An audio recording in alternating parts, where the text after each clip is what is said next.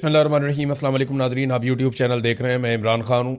नाज़रीन, इमरान ख़ान साहब को गुज़िश्ता रात लाया गया एक मरतबा फिर पिम्स अस्पताल में, और उनकी आंख के अंदर जो इंजेक्शन है वो दोबारा से लगाया गया। हत्ता कि इमरान ख़ान साहब के जो डॉक्टर हैं वो बड़ा कैटेगोरिकली ये स्टेटमेंट दे चुके हैं पहले ही कि CRVO नामी जो बीमारी है, जिसमें आंख के अंदर प्रॉब्लम हो जाती है, इस संगीन बीमारी का कोई इलाज पिम्स अस्पताल में मुयसर नहीं है। वहाँ पे कोई स्पेशलाइजेशन नहीं है इस हवाले से।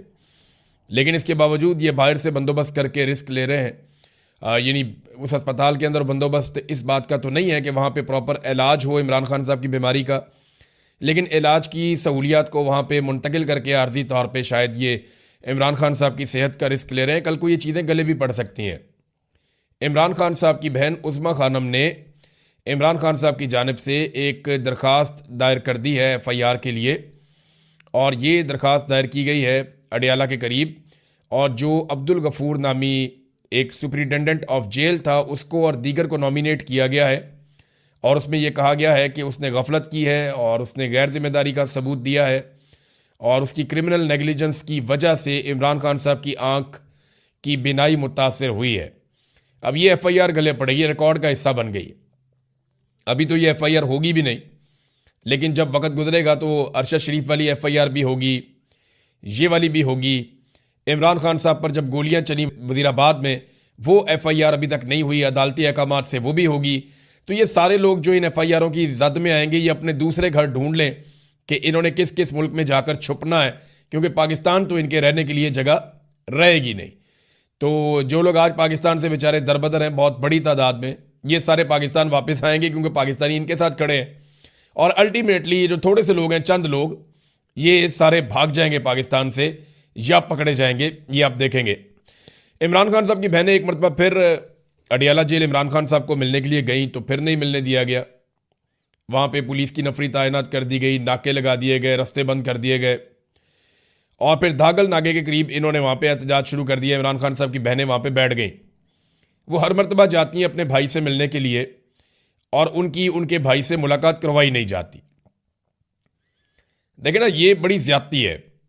वो उनको इमरान खान साहब ने कहा मेरी बहनें मेरे लिए आवाज़ उठाएं, क्योंकि ऐसा लगता है कि इमरान खान साहब को इस बात का अंदाज़ा हो गया है कि पाकिस्तानी फ़िलहाल खड़े नहीं हो रहे। अल्टीमेटली एक दिन खड़े तो होंगे पाकिस्तानी, ये मेरा ईमान है। मुझे इस बात की समझ है, जो 8 फरवरी 2024 को पाकिस्तानी थे, आज भी वही हैं। उस दिन वोट डालने के लिए निकले थे, और एक दिन ये अपना हक मांगने के लिए निकलेंगे। तो ये होना तो है इंशाल्लाह। लेकिन इमरान खान साहब को इस वक्त अपनी पार्टी से भी कोई उतनी उम्मीद नहीं थी। उन्होंने अपनी बहनों को कहा कि मेरे लिए आवाज़ उठाओ। वो बेचारी कोशिश कर रही हैं, अपने भाई को मिलने के लिए जाती हैं। तो याद रखिएगा, जो कुछ इनके साथ हो रहा है ना, ये बाकियों के साथ भी होगा, और तब तक ये नॉर्मल हो चुका होगा। ये नौरीन खानम है, नौरीन न्याजी इमरान खान साहब की बहन है, और हसान न्याजी की वालदा भी हैं। ये वहाँ पे नाके से हटके एक इमारत के अंदर जाकर नमाज अदा करना चाहती थी। तो वहाँ पे वो उन्होंने नाले खोदे हुए हैं, और काफ़ी कंस्ट्रक्शन का सामान, पत्थर वगैरह पड़े हुए हैं। तो वो उसको क्रॉस करना चाह रही थी, तो वो नाले में गिर गई। वो खुश्क नाला है, उनको चोटें आई, वो वहाँ पे गिर गई। और लेकिन अल्लाह ताला ने किया कि कोई बड़ा नुकसान नहीं हुआ। लेकिन वहाँ पे जो सद्दफ अब्बासी साहिबा थी, वो बहुत बुरी तरह गिरी हैं। उन्होंने जो है वो नौरीन खानम का हाथ पकड़ा हुआ था, और वो मुंह के बल गिरी हैं। उनको ज़्यादा चोट लगी, उन्हें अस्पताल मुंतकिल भी किया गया है। तो एक मरतबा फिर पुलिस ने, इंतज़ामिया ने रास्ते बंद किए और इनको एक साइड पे धकेल दिया, और फिर वो एक नाले के अंदर गिरी हैं। बड़ा अफसोसनाक है। इससे पहले इनका बाजू भी टूट गया था। इनको सड़क पे लटाया भी गया, घसीटा गया बालों से पकड़ के। इन पे कई मरतबा टॉर्चर किया गया, ज़्यादती की गई, ज़बरदस्ती गिरफ्तार करके इन्हें पहुँचाया गया।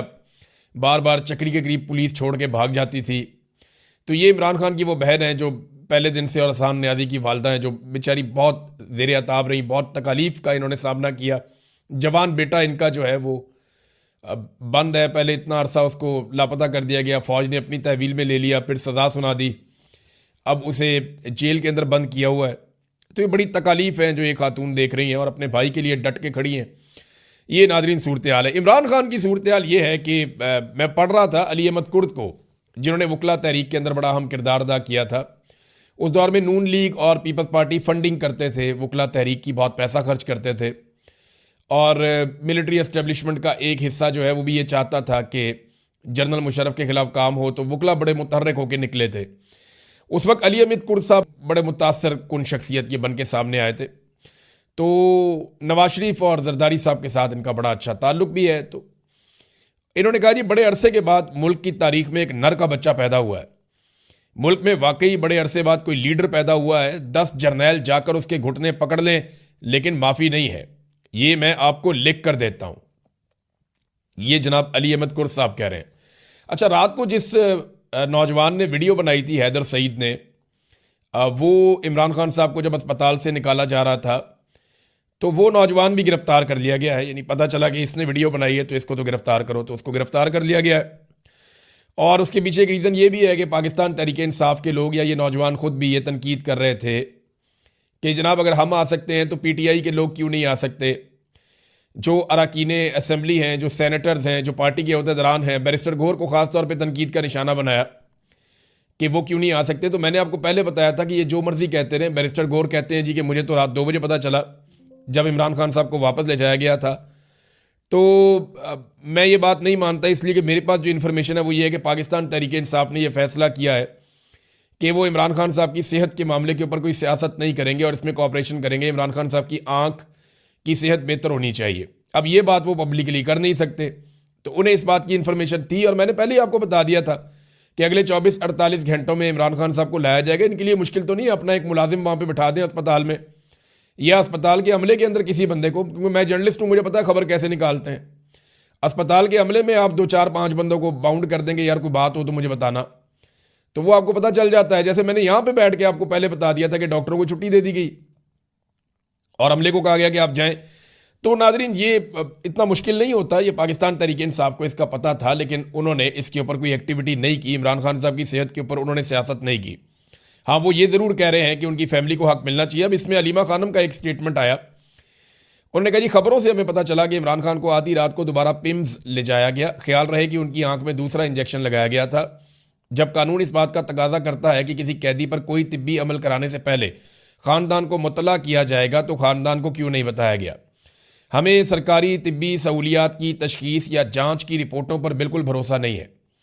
पिम्स से पहले ही इतलात आ रही हैं कि डॉक्टरों को इमरान खान के बारे में कोई भी मालूमात लीक होने पर संगीन नताइज की धमकियाँ दी जा रही हैं। वो क्या छुपा रहे हैं? हमारा ख़ानदान उनकी रिपोर्ट्स को मुस्तरद करता है, ख्वाह वो आवाम के सामने ये रिपोर्टें जारी करें। हम अपनी दरख्वास्त पर कायम है कि शिफा इंटरनेशनल इस्लामाबाद में इमरान खान के ज़ाती डॉक्टरों की निगरानी में और उनके अहल खाना की मौजूदगी में माहिरीन के ज़रिए इमरान खान का मुआयना और इलाज किया जाए। इमरान खान की आंख में पैदा होने वाली मुबैना हालत के लिए पिम्स सरकारी अस्पताल किसी के इलाज के लिए लैस नहीं है, यानी वहाँ मुकम्मल सहूलियात नहीं है। ये हुकूमत जो कुछ कर रही है ये मुजरिमाना है और इमरान खान के खिलाफ जो भी खिलाफ वर्जी और जुर्म कर रहे हैं इनका एहतसाब होगा। ये जनाब इमरान खान साहब की बहन अलीमा खानम का स्टेटमेंट है। तो ये सूरत हाल है। नाज़रीन, सुहेल अफरीदी साहब ने भी स्टेटमेंट दिया। उन्होंने कहा जी अगर इमरान खान साहब से मुलाकात नहीं करवाते तो फिर कोई बड़ा फैसला करना पड़ेगा। अब देखें बड़ा फैसला क्या है, किस तरीके से करना है। वो ये कहते हैं कि उन्होंने तैयारी भी करनी है। पाकिस्तान तहरीक इंसाफ के अंदर से एक पूरा ग्रुप खड़ा कर दिया गया है और उनकी ये ड्यूटी है कि किसी तरह भी जो इमरान खान रिहाई के लिए जो एक फोर्स या अमन फोर्स, अच्छा ये कोई हथियारबंद लोग तो होंगे नहीं, इन्होंने कोई बंदूकें तो उठानी नहीं है, ना इन्होंने कोई लड़ाई झगड़ा करना है। नौजवानों की एक टीम इन्होंने बनानी है, बहुत बड़ी तादाद में, लाखों नौजवानों को इकट्ठा करना है और फिर एहतजाज शुरू कर देना है। जैसे आप आवाम को इकट्ठा करते हैं और आप एहतजाज करते हैं, ऐसे ही ये नौजवानों को इकट्ठा करेंगे और एहतजाज करेंगे। अब इसको रंग दिया जा रहा है कि ये मुसल्ला विंग है और सहाफ़ियों को भी इस काम पे लगा दिया गया। पाकिस्तान तहरीक इंसाफ के अंदर एस्टेब्लिशमेंट के लिए ना ये बहुत बड़ी अलार्मिंग चीज़ है। एस्टेब्लिशमेंट ये जानती है कि अगर नौजवान किसी वक्त भी इकट्ठे हो गए, किसी भी प्लेटफॉर्म पे इकट्ठे हो गए, तो वो एस्टेब्लिशमेंट के सारे मफादात को खा जाएंगे। इसलिए एस्टेब्लिशमेंट ने अपने सारे असासे लॉन्च कर दिए और पूरी कोशिश कर रही है कि किसी भी तरह करके इमरान खान रिहाई अमन फोर्स जो बनाने की कोशिश कर रहे हैं सुहेल अफरीदी या उनके दीगर साथी, वो इसको रोक दें और ये अमल ना हो सके। इसके लिए जनाब पाकिस्तान तहरीक इंसाफ के अंदर से लोग बड़ी एक्टिविटी कर रहे हैं और कोशिश कर रहे हैं कि इस अमल से सुहेल अफरीदी और उनके साथी बाज रहे हैं। तो देखें ना, फिर कोई और प्लान आपको देना पड़ेगा। अगर आप ये नहीं करते, एक तरफ तो सलमान अकरम राजा और ये बाकी लोग सारे बार बार ये बात करते हैं और बार बार ये बात कहते हैं कि जनाब जब तक लोग नहीं निकलेंगे, जब तक नौजवान नहीं निकलेंगे, जब तक अवाम नहीं निकलेगी, तब तक इनकलाब नहीं आएगा, तब तक इमरान खान बाहर नहीं आएगा, तब तक सूरत हाल ठीक नहीं होगी, ये बार बार कहते हैं ना। तो ठीक है, अब बाहर निकालने के लिए कोई ना कोई प्लेटफॉर्म या कोई ना कोई चीज़ तो बनानी पड़ेगी, कोई ना कोई सिलसिला तो खड़ा करना पड़ेगा। अब जैसे ही सिलसिला खड़ा होता है तो उसके साथ खड़ा कोई नहीं होता। तो ये बड़ी अजीब चीज़ है। या तो ये प्लान बी दे देना कि जनाब प्लान बी इसके मुकाबले में ये है, इस तरीके से हम इमरान खान को बाहर निकालेंगे। क्योंकि अगर किसी को ये लगता है कि इमरान खान अदालतों से इंसाफ लेकर बाहर आ जाएंगे तो वो खाम ख्याली है उसकी।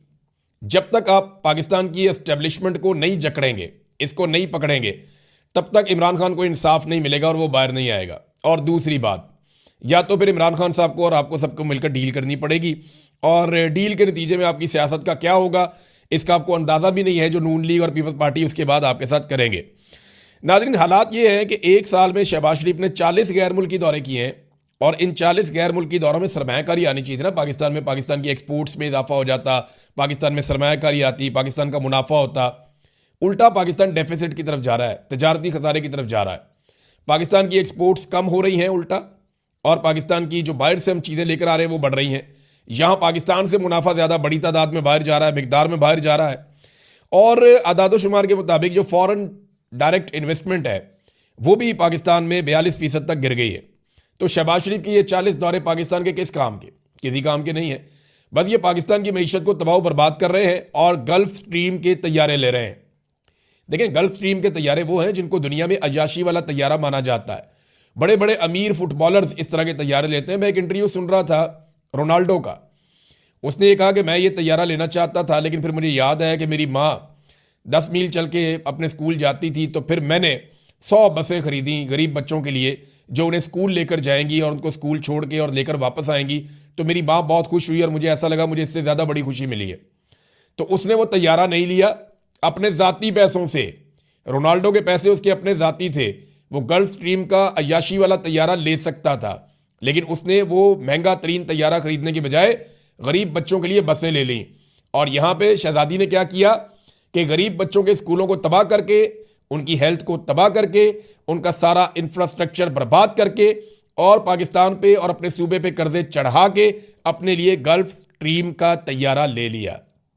आप कहते हैं जी हम बनाएंगे कोई एयरलाइन। यार झूठ बोलो तो पता तो चले कि झूठ बोल रहे हैं। फिटेबू ताड़ा झूठ पहले ही पकड़ा जाता है आप लोगों का। वो वजीर इत्तला आता है, उसका काम ही ये है एक के बाद एक झूठ, और पीका पता नहीं पूरे पाकिस्तान पे लग जाएगा। ये इंफॉर्मेशन मिनिस्टर पे नहीं लगेगा जिसने झूठ बोलने की कसम खाई हुई है।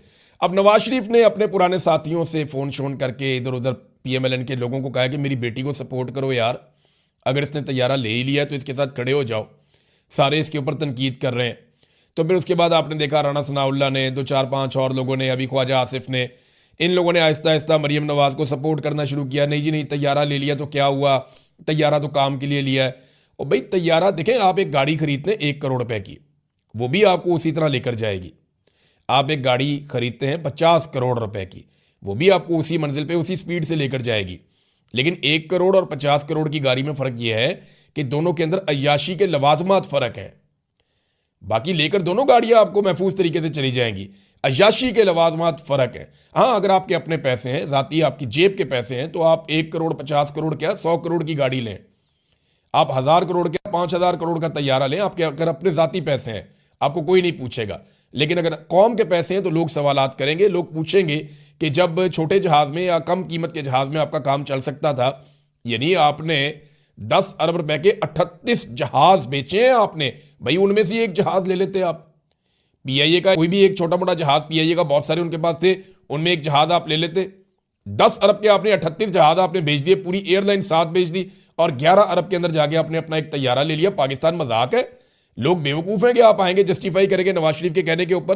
तो नवाज शरीफ जो मर्जी कहता रहे, ये इनके गले में फंस गया जहाज़, ये जो मर्जी करे। अब इमरान खान साहब और बुशरा बीबी की नाजरीन 7 मुकदमात में ज़मानतें मंजूर हुई हैं, और ये डिफरेंट मुकदमात हैं जिनमें इन्हें ज़मानतें मिली हैं।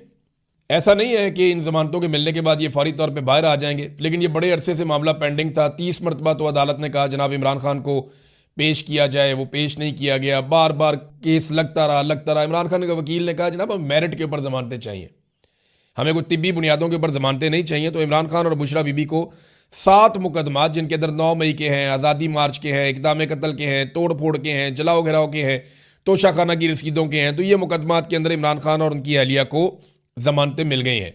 नादरीन, एक चीज़ मैं आपके सामने रखना चाहता हूँ। ये सहाफ़ी फरजाना अली साहिबा हैं, इन्होंने तीरा के जो लोग मुतासरीन हैं उनके ऊपर प्रोग्राम किया है और ये बताया कि पुरानी कहानियाँ सुना सुना कर दोबारा इस खित्ते के अंदर ऑपरेशन किया जाता है।